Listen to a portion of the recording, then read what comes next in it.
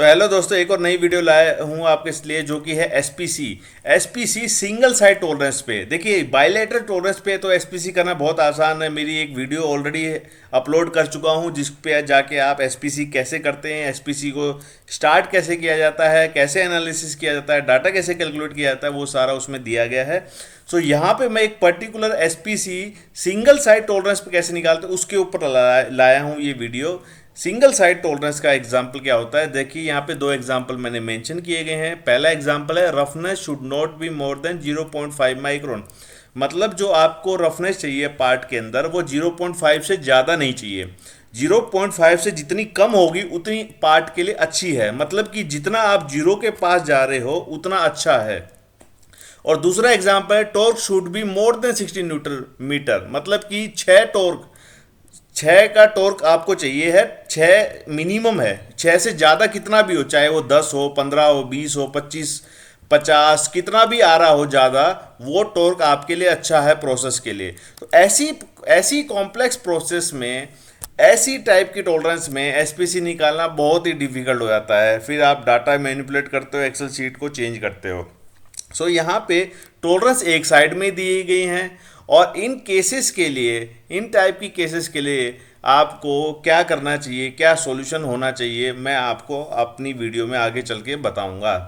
Right. सो आपको problem समझ में आ गई। प्रॉब्लम ये है कि आपकी जो टॉलरेंस है वो एक साइड ही है और मैक्सिमम वैल्यू दी गई है आपको। और मैक्सिमम वैल्यू से ऊपर जाते ही वो प्रोसेस के लिए ख़राब है। और अगर आप मैक्सिमम पे काम करोगे तो आपकी प्रोसेस कभी भी ख़राब या आउट ऑफ जा सकती है।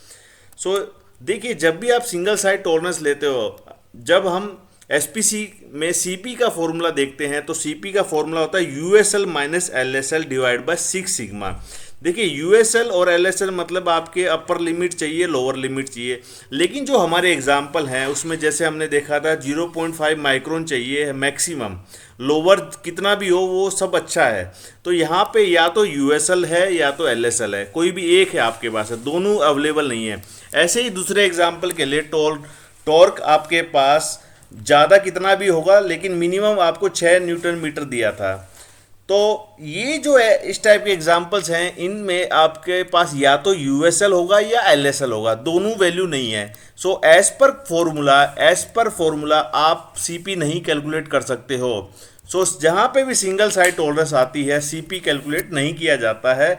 यहाँ पे आप सिर्फ सीपी के कैलकुलेट कर सकते हो। क्लियर हुआ?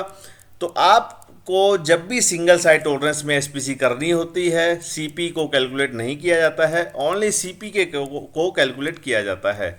अब सीपी के अंदर दो फॉर्मूले होते हैं। सीपीयू का फॉर्मूला होता है USL minus mean divide by 3 sigma. CPL का फॉर्मूला होता है mean minus LSL divide by 3 sigma. और इन दोनों में जो मिनिमम वैल्यू है उसको हम अपनी प्रोसेस कैपेबिलिटी के लिए कैलकुलेट करते हैं। तो अब इनमें ये आता है, कई बार क्वेश्चन आता है कि कौन सा फॉर्मूला किस केस के लिए यूज़ करें। जैसे कि हमने यहाँ पे दो केसेस देखे थे। एक केस में मैक्सिमम वैल्यू को लास्ट माना गया था, जिसके अंदर हम ये कह सकते हैं कि हमें यूएसएल दी गई थी। अगर हम दोबारा केस पे जाएं तो फर्स्ट केस में रफनेस हमारी 0.5 से ज़्यादा नहीं होनी चाहिए, 0.5 मैक्सिमम, मतलब कि आपको अपर स्पेक लिमिट दी है।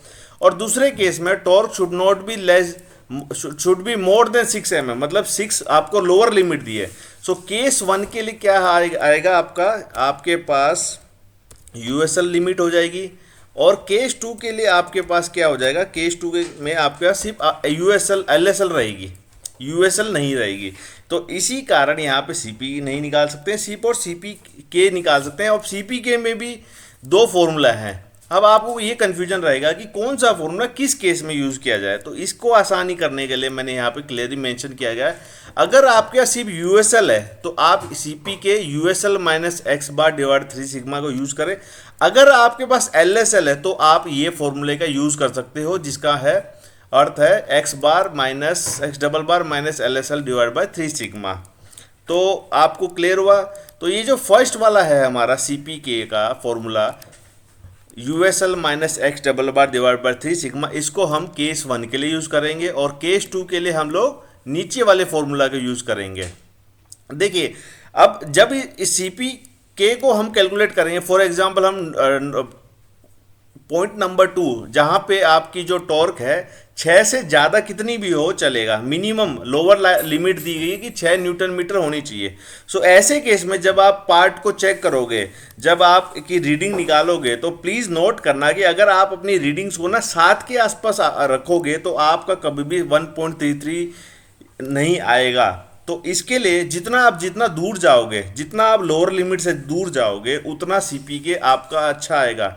मतलब कि एक आपको आइडिया बता देता हूं कि अगर आपका 6 न्यूटन मीटर आपका एलएसएल है, तो आपकी जो एक्चुअल में पार्ट में जो टॉर्क है वो मिनिमम अराउंड 11 या 12 न्यूटन मीटर होनी चाहिए, तब जाके आपका सीपीके 1.33 आएगा। ऐसे ही यहाँ पे केस नंबर 1 में 0.5 आपको अपर लिमिट माना गया है। तो जितना आप जीरो के पास वैल्यूज को रखोगे उतना आपका सीपीके अच्छा आएगा। तो इस तरीके से आप इन दोनों फॉर्मूले को यूज़ करते हुए सीपीके को कैलकुलेट कर सकते हो और अपनी प्रोसेस को और भी ज़्यादा इम्प्रूव कर सकते हो, कस्टमर को भी बता सकते हो। आई होप ये क्लियर हुआ होगा आपको। कोई भी डाउट है, कोई भी क्वेश्चन आप पूछ सकते हो। और ऐसी अच्छी अच्छी वीडियोस को देखने के लिए मेरे चैनल को सब्सक्राइब करें। Bye bye, see you, take care, धन्यवाद।